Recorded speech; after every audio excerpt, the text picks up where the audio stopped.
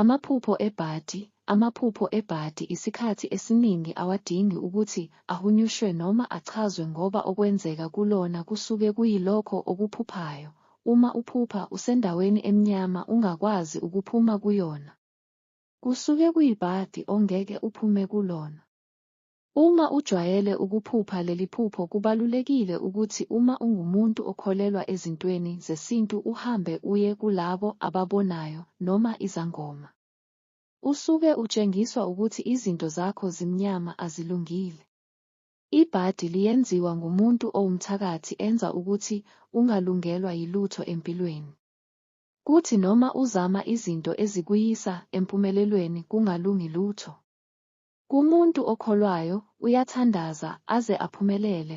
Uma uphuphe ubhukuda emanzini angcolile, kuwona ubone ingane enqunu uthi uyayibamba,